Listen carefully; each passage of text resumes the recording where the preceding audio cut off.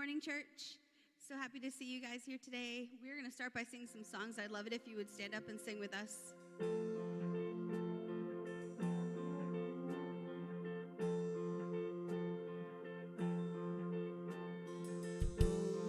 Holy night, the stars are brightly shining. It is the night of our dear Savior's birth. Long lay the world in sin and error pining, till He appeared and the soul felt its worth. A thrill of hope, the weary world rejoices, for yonder breaks a new and glorious morn. Fall on your knees, oh hear the angel voices, oh night divine, oh night when Christ was born.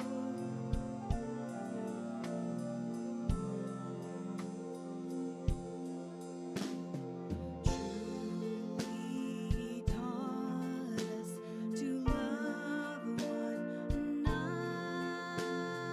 another. His law is love, and His gospel is peace. Chains He shall break, for the slave is our brother, and in His name all oppression shall cease.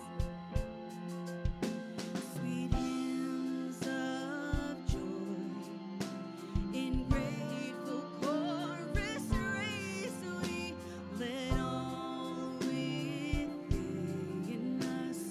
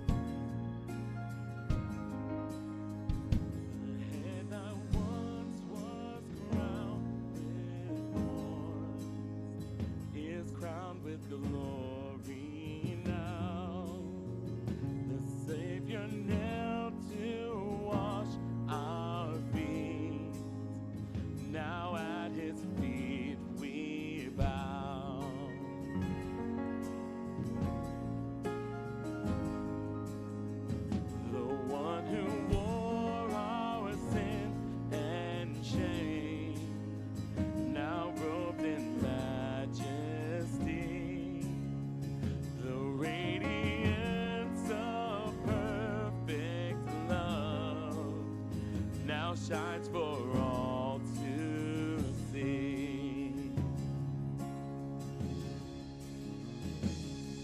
Your name is victory. All praise will rise to Christ our King. Your name is victory. All praise will rise to Christ our King.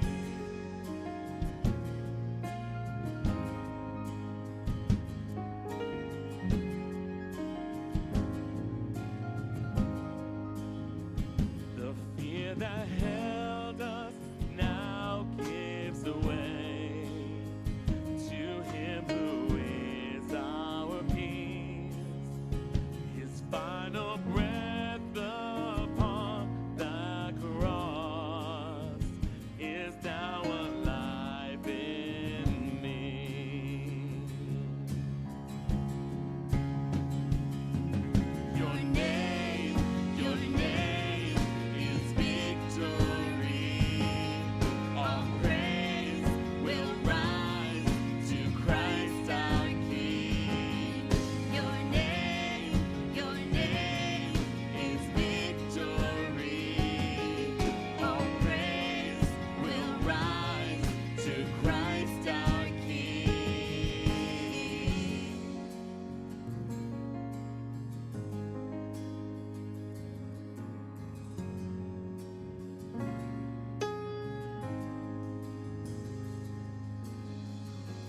By your Spirit I will rise from the ashes of defeat. The resurrected King is resurrecting me. In your name I come alive to declare your victory. The resurrected King is resurrecting me. By your Spirit I will rise from the ashes of defeat. The resurrected King is resurrecting me. In your name I come alive to declare your victory. The resurrected King is resurrecting me. By your Spirit I will rise from the ashes of defeat. The resurrected King is resurrecting me. In your name I come alive to declare your victory. The resurrected King is resurrecting me. You're resurrecting me.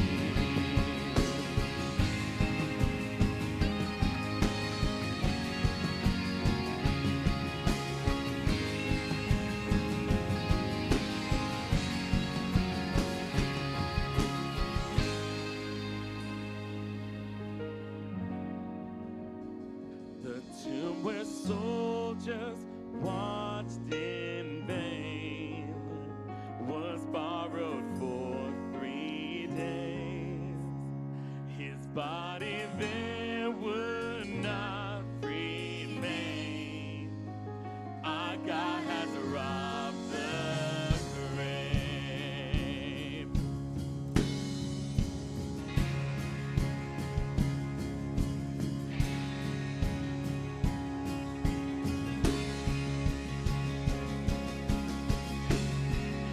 Come on. Your name is victory.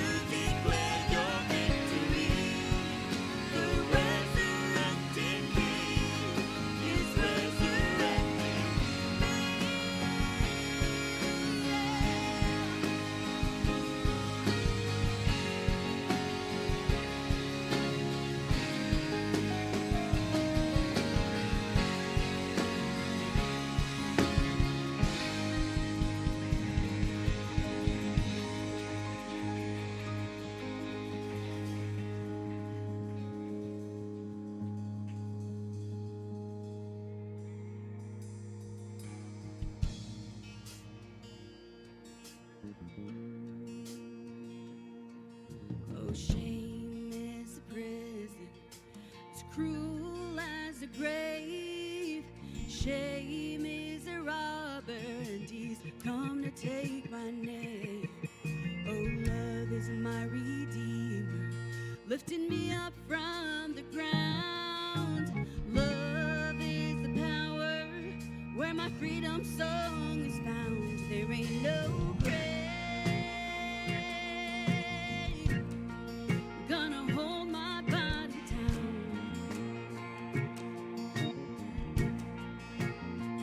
There ain't no grave gonna hold my body down.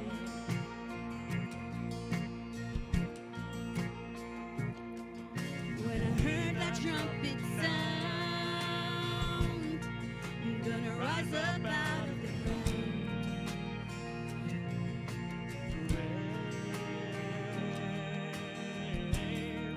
Gonna hold my body down.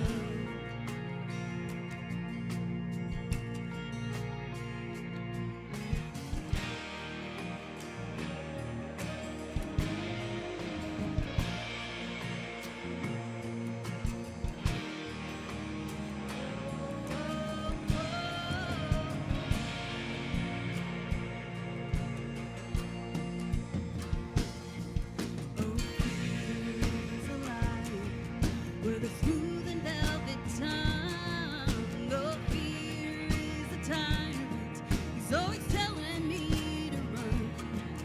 Oh, love is a resurrection, and love is a trumpet sound. Love is my weapon, I'm gonna take my giants down. There ain't no grave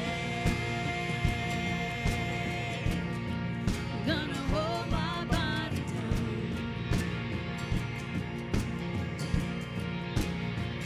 There ain't no grave gonna hold my body down.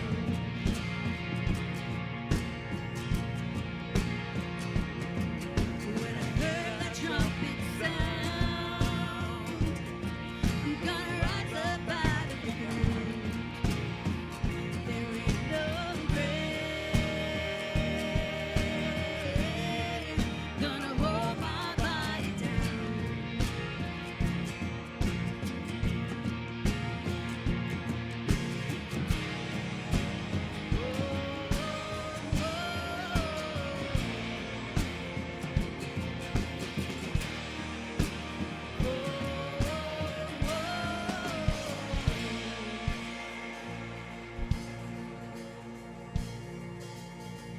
Oh, there was a battle, a war between death and life. And there on a tree, the Lamb of God was crucified. And he went on down to hell. He took back every key, and he rose the Bethlehem. And he set all captives free. There ain't no grave that can hold his body down. There ain't no grave that can hold his body down.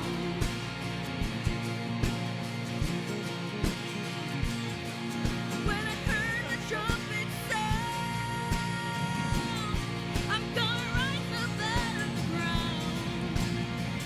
There ain't no grave gonna hold my body down. There ain't no grave gonna hold my body down.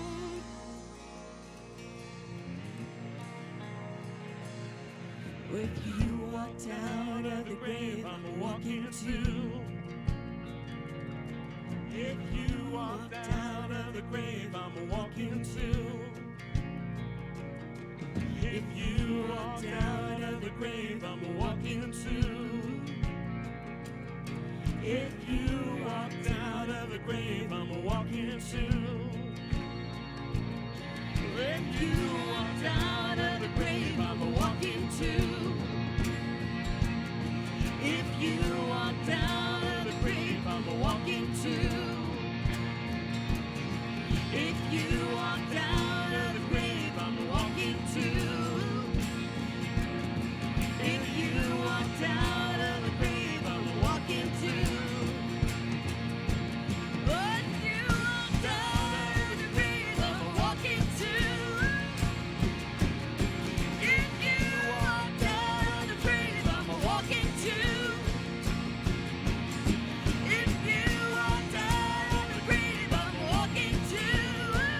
Yeah. If you walked out of the grave, I'm walking too. There ain't no grave gonna hold my body down. There ain't no grave gonna hold my body down.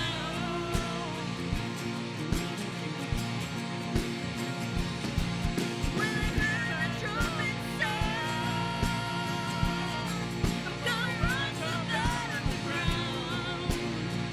There ain't no grave gonna hold my body down. There ain't no grave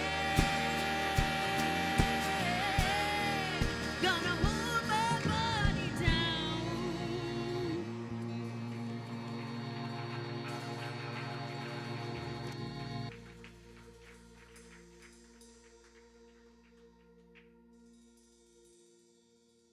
You may have a seat.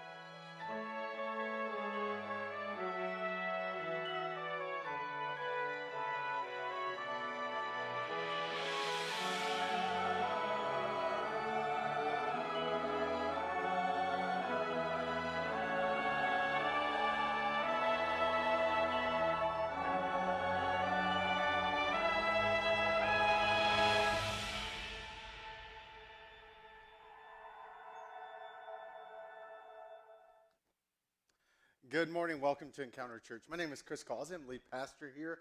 I really wish we had music that could capture how excited we are about Christmas today. Today we're kicking off a new series called Good Tidings. And I think this is the perfect series that really captures kind of where we are as a moment, as a culture. And to kind of start it off, I want to give you a little bit of a reminder of Christmas. So here is this famous nativity scene. Here's clearly what it looked like. Chubby white people and baby Jesus. That was clearly what was going down that day. Actually not. But so I kind of have a love-hate relationship. I got to be really honest with nativity scenes. Okay? This came from my house. All right? So I'm like, we have them in my house. And I even allow the chubby white people to be in my house.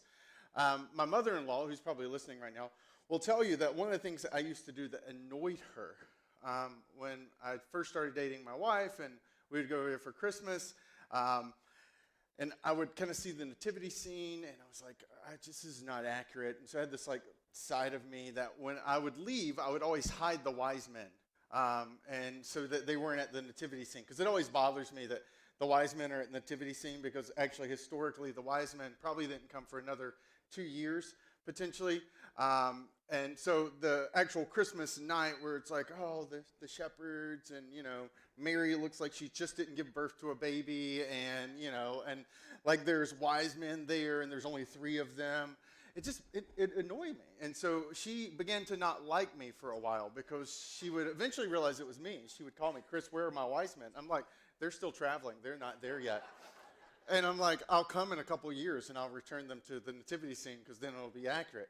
And so I do have this challenge with the nativity scene. And I think part of it is because the challenge with the nativity scene is that it oversimplifies and kind of one-dimensionally flattens the storyline of Christmas. It turns it into this little romantic, naive nativity scene where all the world was perfect, great, and grand, and we can cause us unintentionally to have a disconnect from the Christmas story and our story. That it becomes the holiday, it becomes a thing that we look forward to, and that this blends into the background with the other chubby white guy who breaks into your house on Christmas Eve that you don't seem to be bothered by. It kind of merges in with the lights on the tree and the food and the celebrations, and all of that becomes Christmas. And Christmas loses the teeth that it was meant to have. Christmas loses the power that it was meant to have. Not just in the profound sense, but in the very practical sense, which is why in the course of this month, I want to journey through Christmas with the lens of the first story and how it impacts our story. And so over the next couple of weeks, we'll get a little bit more practical and mental, emotional health, and relationships, and all those things that really kind of intersect this Christmas in a unique way. But I want to start with not this moment, as profound as this moment is. I actually want to start with a moment that happens about 70 years after this moment. Because it's in that moment that I actually think we get a better picture, an easier picture of the Christmas story and its so what. So I want to take you on a bit of a historical journey, and if you're not new to Encounter Church, you're not surprised by that.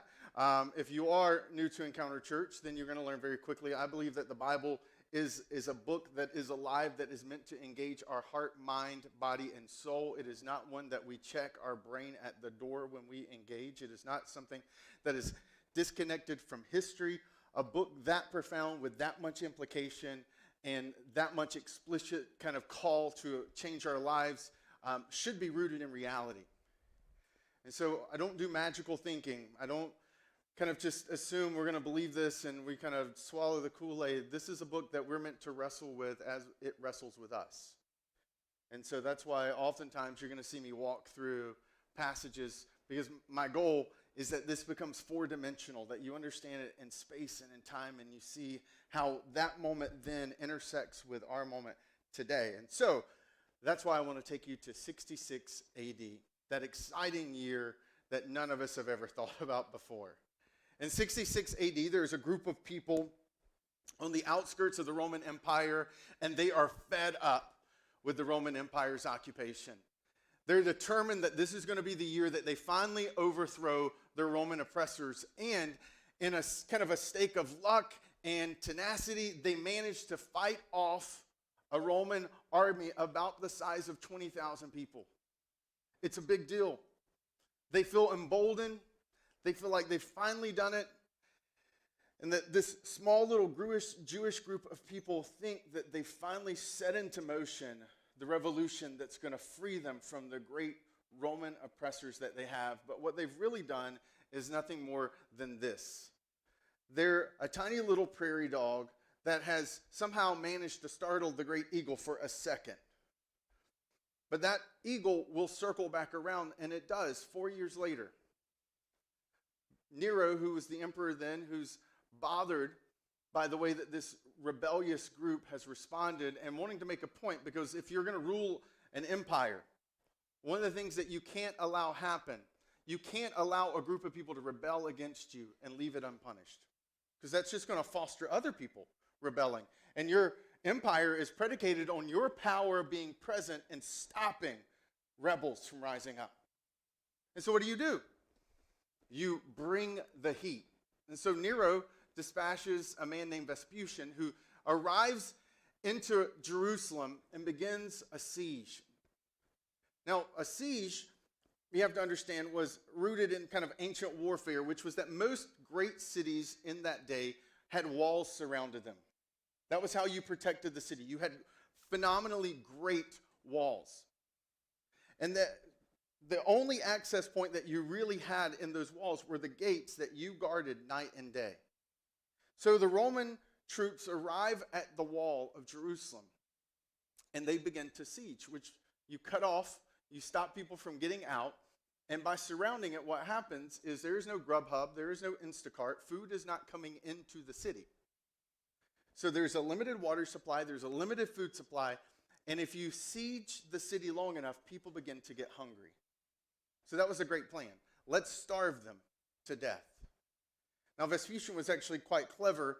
As it got closer and closer to this fateful moment, he would allow pilgrims into the city because Jerusalem was a place religious people traveled to a couple times of the year.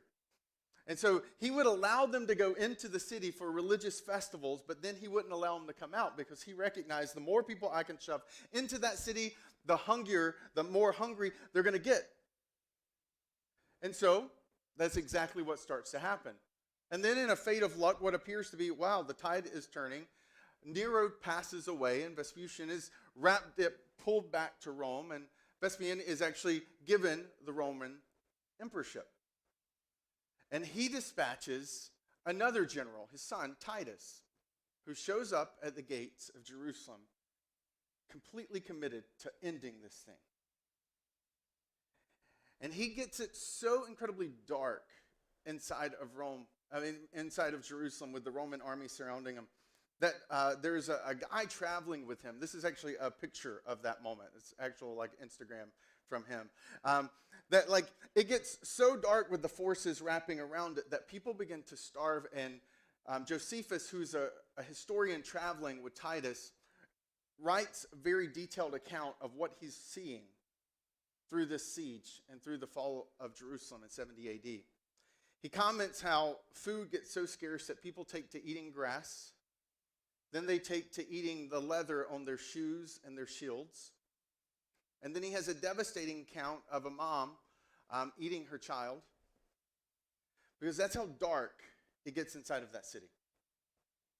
There is no food. There's hardly any water. And on top of that, political factions are tearing the people apart internally, because there's a group of people who are pro-Roman who are like, why are we doing this? It's killing us. It's destroying us. And so internally, they're being ripped apart and they're dying. And any people attempting to escape are crucified. And Josephus comments on how about 500 people are crucified a day in this period of time. So just picture traveling into Jerusalem, body after body after body staked on a cross. Why? Because it's all about fear and it's all about control, and you want to make the point to your empire that if you mess with us, this is what happens. This is the fall of Jerusalem. And eventually the gates, as this picture captures, are breached. And that's when devastation actually really comes into play, because they were at that point so angry at the Jewish people who had forced them as a Roman army to be outside their gates for that long that they wanted personally to bring vengeance and wrath. So they're going in, destroying everything. Titus decides that not a single wall or building should be left standing in Jerusalem. And he's so successful that Josephus will later write that if you had been a traveler passing through that area, completely unaware that there had once been a great city there, you wouldn't have even noticed it. Because he destroys everything. He arrives, and some of his men have thrown fire sticks into one of the most essential, kind of most important parts of Jerusalem, which is the temple. And the temple is now on fire. But Titus noticed while the temple's burning that the temple was actually filled with gold. And so they're trying to burn a temple while simultaneously trying to pillage the temple and remove all of the valuable artifacts, because there was gold everywhere inside of the temple. And the entire city of Jerusalem is on fire and is being destroyed. They'll bring back people to Rome. And this actually exists in the Roman Forum today if you ever travel to Rome. It's called the Arch of Titus. And it's there to commemorate and celebrate Titus returning to Rome with all of the prisoners attached in the company. And all of the artifacts. Actually, inside there's a scene from the moment where they're carrying all of these different golden artifacts from inside of the temple. Now, it's hard to get a scale of the Arch of Titus, so this helps you. These guys are about 7 feet tall in real life. Okay? And they're right there. This is a massive arch. Why? Because while many of us are not aware of 70 AD and the fall, this was a big deal. This was a commemoration for the whole Roman Empire to know that if you mess with us, this is what happens to you. Because we're the Roman Empire. We have the power. We have the control. And it's this moment, in this backdrop, that we see how profound this moment actually is. Because if you've ever heard of the Western Wall, the Western Wall was the only piece of that siege in Jerusalem that did not get destroyed. So the Western Wall today is still one of the most important pieces of the Jewish faith. In fact, if you travel to Israel today, there are going to be people praying along the Western Wall every single day because it's the only thing still standing from almost 2,000 years ago. So this moment that's not very big on our radars was a significant historical moment that's still present in its artifacts today, and it's still influencing and impacting a group of people today in Israel. Because this was a big deal. This was an existential crisis. This was a moment that made people stop and wonder if you were Jewish and you were a Christian, which at that time was synonymous with each other if you were in Israel. You wondered if there was any hope. You wondered if there was any chance, like the world was over for you. And that sentiment, that concern is still there today. Because this is the only thing still standing. And yet it's in that backdrop, all that history that I just gave you, that John writes his biographical account of the life of Jesus. It's in all of that John writes what we call the book of John. So John was the youngest of the 12 disciples, significantly younger. And because of that, statistically, he had the greatest chance of living the longest, which he did. And most of John's writings actually don't happen in the early years of Christianity. Matthew, Mark, and Luke get written right after Jesus' resurrection, historically speaking. And John gets towards the end of his life, and he begins to realize that there are some things about Jesus that the world still doesn't know. He's the last remaining apostle, and so he has a significant voice and influence. So he writes 5 different books in the later years of his life. So almost a fifth of the New Testament letters are written by the youngest disciple named John. And it's after the fall of Jerusalem, in the midst of that existential crisis, that John writes his biographical account, because everyone connected to the Jewish faith is wondering, is this thing over? The temple is gone. All of the artifacts that were significant to the Jewish faith had disappeared. They're not there anymore. And they're wondering, is there any hope? Because it looks like all has been lost. The Roman Empire is won. They have the power and the control. And he wants them to understand something. And so John writes in this opening chapter, the opening portion of his letter, a different perspective of the Christmas story. Whereas Matthew and Luke give a very intentional historical research picture with chronologies and interviews and all of those details, John comes along and says, I don't know if people understand the so what. Matthew and Luke gave us the very clear what of Christmas. But I don't know if anyone's given the so what of Christmas. And so he writes in the beginning of his letter in John chapter 1, in the beginning was the Word, and the Word was with God, right? John 1 reads vastly different than all the opening chapters of the first 3 gospel accounts of the life of Jesus. And a couple verses in, he writes the following sentence and statements. There's 2 sentences I just want us to focus on today, because I wanted to give us a lot of the history, what was in people's hearts and minds when they read this sentence for the first time. For us to understand that the so what of Christmas is so much stronger than we realize. He says this, in him, speaking of Jesus, was life, and that life was the light of all mankind. The light shines in the darkness, and the darkness has not overcome it. Then this grand philosophical opening to his gospel account.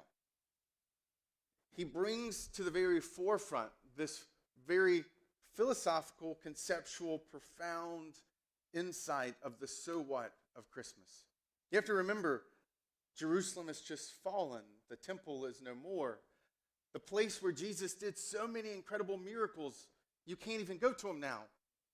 Is there any hope for us? And he says, in the midst of all the death that has happened, because Jerusalem, if you weren't carried away as an exiled back to Rome as a prisoner, you died. In the midst of all that death, he was reminding them that Jesus was life. In the midst of all the racial and political factions that were tearing the city apart in the midst of that siege, he was reminding them that they had the light that was for all mankind. Not just some people, but all people. And in the midst of the darkness of their life, the darkness of the circumstances they were walking through, and the darkness of what they were dealing with, he wanted to remind them that that darkness had been broken through by the light that he was. And then he writes this statement that I hope you catch the weight. And he said, and the darkness has not overcome it. Think about 70 AD. You read that, it's present tense. The question you're wondering is the Roman Empire, darkness, overcome it? And he says, no, the darkness has not overcome it. It's what has been done cannot undo what he has done. To these people in this great struggle, he reminds them that the Christmas story was so true and so profound, not just when Jesus was in the manger, but in the aftermath when Jesus walked out of the tomb, and in the aftermath of 40 years later when the city where the tomb once was is no more, that he's still in control there. As these people were asking some fundamental questions. Is God still in control? Does he see me? Has the light finally been extinguished? Has darkness won? Has death finally overcome? And John, who had been the last person alive to see Jesus, wanted them to understand that the so what of Christmas is so much better than what we ever realize. One of the things you may not know is that Abraham Lincoln was a techie. Now, that seems like a strange thing to say because it's the 1860s, but you have to realize that the techiness of the day wasn't the iPhone, it was the telegraph. And that Abraham Lincoln uniquely understood the power of the telegraph to the point that he would sometimes go and spend all day or sleep overnight in the telegraph room, which was right across the street, right down the street from the White House. Abraham Lincoln knew that the information coming from the front lines not only allowed him to know what was happening, but he could literally speak right back to the generals and influence what was happening. He was this techie. And one of the things that Civil War operators around the Civil War telegraph operators began to understand was that when it came to telegraph, you had to make sure you led with the headline. That if you didn't lead with the headline in the midst of all the dots and the dashes, in the midst that the line could go down because some of these battle lines, some of the lines crossed through the battle lines that were playing out in the Civil War, that you might lose a signal. It gets cut, it gets broken. And so Civil War operators made sure they always led with the headline so that it made it through before the details did. You know, it's like when you listen to people and they tell you a story and it's like 3 minutes in, you realize, holy moly, that was the most important part of the story. Like, you should have led with that, right? Like, that was the headline. It's like, how was your day? It was good. I mean, I got a coffee at Dunkin's on the way to work, and then I got a free donut, and that was pretty nice. I was pretty happy. You know, then I went to work and realized my coworker had died. What the, you know, like, that was the thing you should have led with when I asked, how was your day? Right? And the Civil War operators of the telegraphs, they understood that. Lead with the headline. And I think what John understood The reason he starts his gospel account the way he does is that in the midst of the fall of Jerusalem, in the midst of the devastation, in the midst of 500 people being crucified every single day outside of Jerusalem, that all those details could cause them to easily miss the headline that Jesus was alive and that what he has done cannot be undone. That's the headline. The headline of Christmas is that God stepped into the broken world that was clearly on display in 70 AD and in the last 2 years that we've been walking through, that he stepped into the world to fix a world that we so obviously could never fix on our own.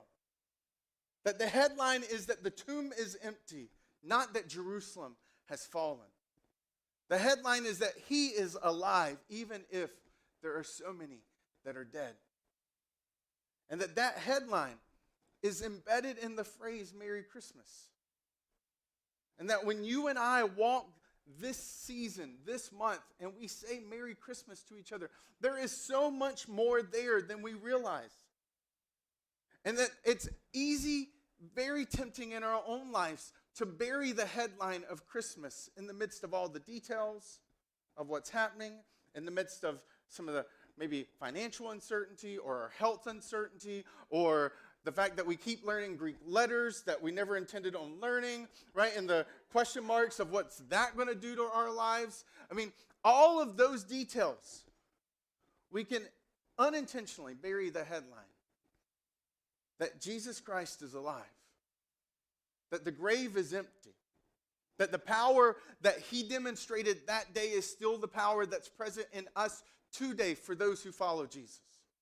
That the hope and the life and the light that broke through the darkness, it was not overcome in 33 AD, it was not overcome in 70 AD, it was not overcome in 2020, and it will not be overcome in 2021. That the storyline of your life is not greater than the headline over your life, that he is alive, that death has been defeated, that sin, shame, and guilt have been thrown into the grave, and that what we get to walk with is peace, joy, life, and power. That's what you mean. That's what you say when you say Merry Christmas.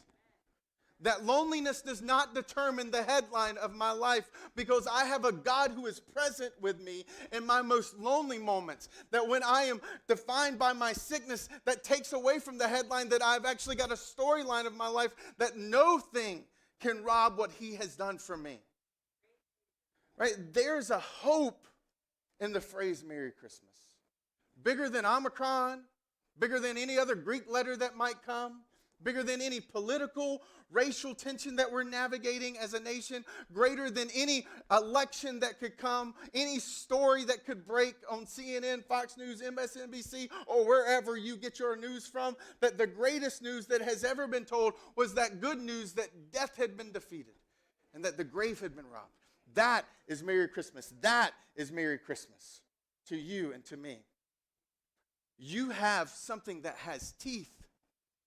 Right? You've got a story that changes the very story you're in the midst of. And to not allow, in the midst of all of this that we see, that sits on our little mantles and the cards that we get in the mail with perfect looking families that look like they have all things together where you know dang well they do not. They're crazy just like your family's crazy. Okay? The story is the fact that underneath that perfect picture that was totally staged is the battle cry and the reminder that no matter how bad it is right now, the light has still overcome the darkness. And that it's my son who loves to play with these little animals, and it's been interesting watching because the nativity scene has been really hopping this year. I mean, like we've had some Buzz Lightyears come by to hang out with some Jesus, which has been pretty extraordinary. We've had Polynesian and Hawaiian dancers who've come by. I don't even know where those things come from. Even funnier is the fact that he's named them. I don't know how. He's named these little Polynesian chubby dancers after my mother and my mother-in-law. So I don't know how that happened. But he's like, oh, Nana's here or Gaga's here. And it's like, And then cow swings by to say what's up, and it's just been this fun little mix. And lion comes by, and then Buzz's spaceship lands, and watching it all play out, what he doesn't realize is that in reality, all of those things, right, like a spaceship, that's power. That lion, there's teeth. And I don't want us to get so wrapped up in the plasticity of what we celebrate that we miss the power of what's behind it. That Merry Christmas is a war cry to the things that wage against our lives. That Merry Christmas is a reminder that your addictions is not stronger than what he has done. Merry Christmas is a reminder that your marriage's struggles are not greater than the one who defeated all the other things that came against us.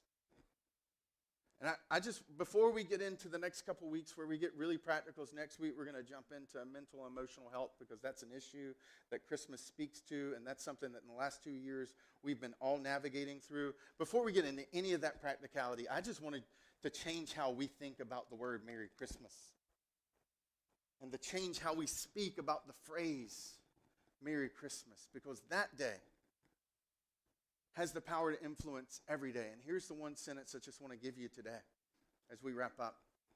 That our hope is not in what's happening. Our hope is not in some circumstances that if this plays out, then this plays out, then this plays out. That the hope of Christmas is what has happened. Period. 2,000 years ago. Unchangeable, unshakable, unquestionable. That is where our hope is. And if we can reclaim that as we reclaim Merry Christmas, then I think it puts us in a unique place to have really tough conversations with ourselves and with the world around us in the midst of this series over this next month. And that, ultimately, is the good tidings. That's the great joy, that comfort that he brings. Let's pray. God, thank you. Thank you for a holiday that changes how we see every day. Thank you for a power that's greater than the plastic that oftentimes represents it on the mantles in our homes. Thank you for Jesus, for the way that he has come, and for what he has done that cannot be undone over our lives. Thank you for that message of hope, that what has happened is our foundation, regardless of what is happening in our lives, regardless of what as parents we're navigating with our kids, or what we're dealing with our health or our finances, or our questions about life. God, help us to lead out in this season with a recognition of the headline and not drown in the details of the storyline that we find ourselves. And thank you for how that one moment reorients every moment in our lives today and forevermore. And it's in your name, Jesus, that I pray. Amen. Hey, I want to thank you for being here today and kind of allowing me to jumpstart the conversation that I think really can be super powerful this month. And even musically, you can tell we've wanted to kind of anchor that there's no grave. That the biggest fear that coronavirus had for all of us was it ultimately forced us to confront, at the very beginning of it, the reality that all of us are going to die. And that was the initial fears that, in March, no matter how immortal you felt, all of a sudden everybody was reminded of their mortality. And the beauty of the Christmas story is that not that it brushes aside the mortality that we have, but that it holds out for us a life that is greater than just this life. A power that is stronger than any pressure or tension we feel in this life. It's the reality that Jesus came to defeat life and death and the things in this world, and to provide a bridge for us to be restored in relationship with him. And that the goal of this series today was really just to kind of zoom out and to say, maybe there's something bigger around this phrase, Merry Christmas. Maybe there's something greater than this just thing here. And this is why I believe ultimately he created the church, is that we get to be a picture to a world that so often buries the headline. That we get to show and remind them what a life living under that headline really looks like. That's why this week, for those who call Encounter Church home, who practice generosity, this past week you partnered with multiple social organizations and governments and kind of in the Norfolk County area. And we were able to give $1,000 to families who are struggling in this Christmas season, because for some of us through the pandemic, we saw financial gains that we never saw, but there were others in the midst of this pandemic who lived on the other side of that K-curve, which was they had more devastation economically than they had had before. And we believe that we're able to do that and be a part of that as a church because of your generosity, but because we want to demonstrate to the world that there's a headline that's different than the storylines and the details that they're living out. And over this next month, each week, I just want to tell you a story of either what your generosity is doing or what your generosity is going to do in the next year. That's why in the month of December, we focus on our end-of-year offering called Love Does, that is all about what this church is going to do beyond its four walls. Because at the end of the day, we believe the headline is that Jesus is alive. The grave has been defeated. And that reorients everything, even how we use our resources. That life is not about us. It's not about this church. It's about what we can leverage our lives in response to what he did for our life in a way that impacts the lives of those around us. And so just as you go through this week and you wonder, what are you doing? Know that you intersected with dozens of people this week who didn't have food to eat, who didn't have resources to buy their kids anything for the holidays. You did that this week. And that there's so much good in store for what God's going to do through this church. And it happens because of your generosity. And it happens because as a church, we're a group of people who are constantly saying, how do we align our lives with the headline that Jesus is alive, that the grave has been defeated, that life, the light, has broke through the darkness and it's not overcome it. And if you want to be a part of that generosity movement, whether you give through the app or through a container out there on the cafe thing or through encounterchurch.com/give, I want to encourage you this month to do that, to go beyond what you'd ever gone beyond before. That if you've had a season that has been financially rich for you, that I want to challenge you to step in more than you ever have before, because what you're going to be giving to is going to be allowing us to do even more good in our community, to impact even more lives. And that there's new partnerships that we're forming in 2022 with disaster relief and with hunger and famine, because we want the world to know that there's a hope that we have that's bigger. And in fact, the way that we wanted to close today was to kind of maybe introduce a song for some of you who've never heard before, and for some others of you, this is an oldie but a goodie if you grew up in and around the church. It's a song that's a declaration about ultimately what Jesus has done and how it changes our forever.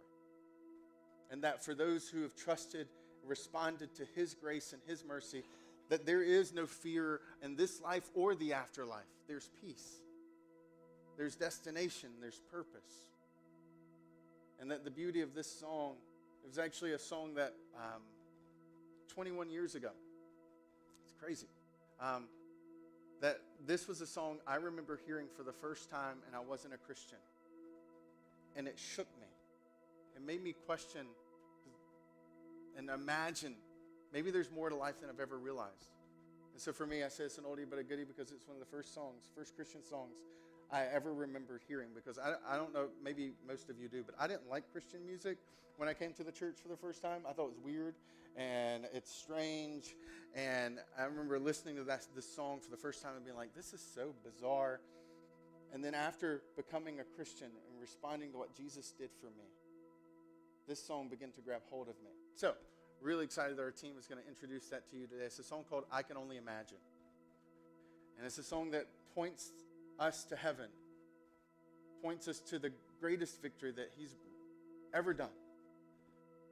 And it's a reminder of what he can do today. So I want to invite you to stand. And our team's going to lead us in singing. If you know it, sing along to it. If you've never heard it, allow the song to wash over you and to infuse into your words, Merry Christmas, a greater hope than has ever been there before. Let's sing.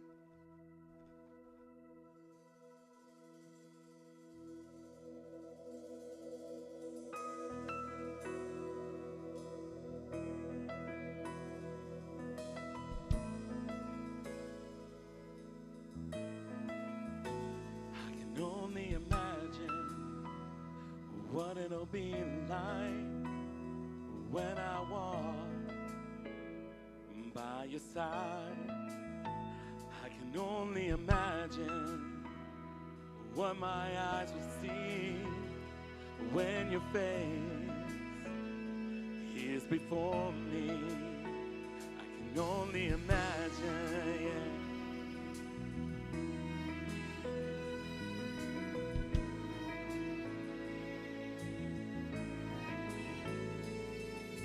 Surrounded by your glory, what will my heart feel? Will I dance for you, Jesus? Or in awe of you be still? Will I stand in your presence? Or to my knees will I fall? Will I sing hallelujah? Will I be able to speak it all? I can only imagine. I can only imagine. I can only imagine when that day comes and I find myself standing in the sun. I can only imagine when all I will do is forever worship you. Only imagine, yeah.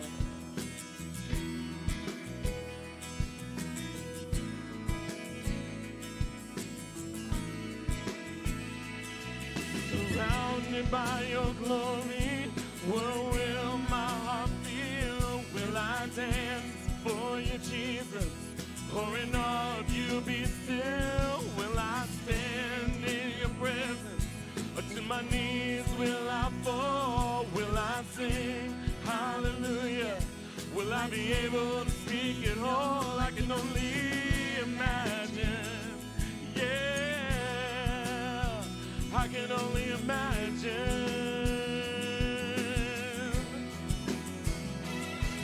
Surrounded by your glory, what will my heart feel? Will I dance for you, Jesus?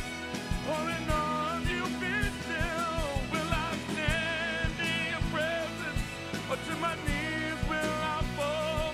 Will I sing hallelujah?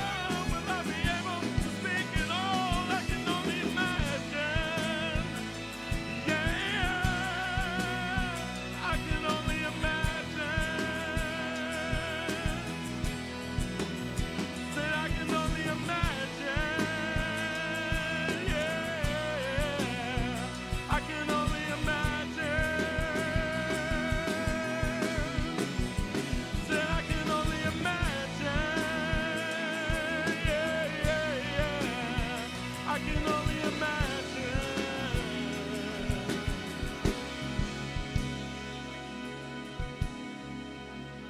I can only imagine when all I will do is forever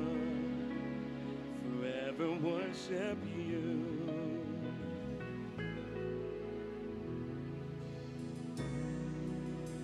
I can only imagine.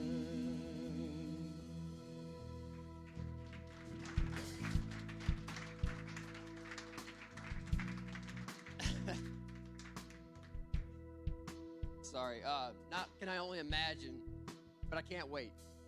I look so forward to that day, and it's what the chaos and what Chris said about how it's not about what's happening, it's about what's already happened, and we have that to look forward to. That was awesome. Thank you.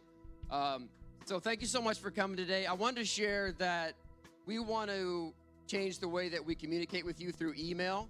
And so we need you just to take about 20 seconds of your time. Go to encounterchurch.com/email, and you can go in and pick what communications you want. Maybe you don't care to hear anything about kids ministry or student ministry or this or that, and we can do that, but make this function in a way that is more personal to you. So just take the time to do that. Another email will be coming out about that this week. We hope you have an awesome, awesome week and a Merry Christmas, and just remember what that means. And remember that as you go through your week, it's not about what's happening in your life, as crazy as it is, but we get to walk in knowing and what Jesus has done has already happened, and we can live in that. Thank you so much for coming. Have an awesome week.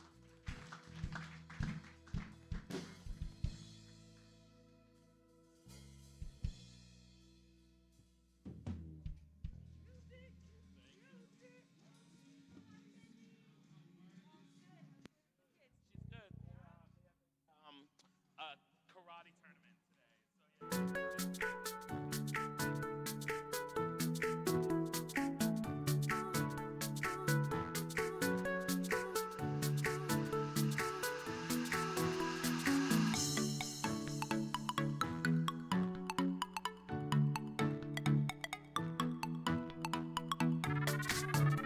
yeah.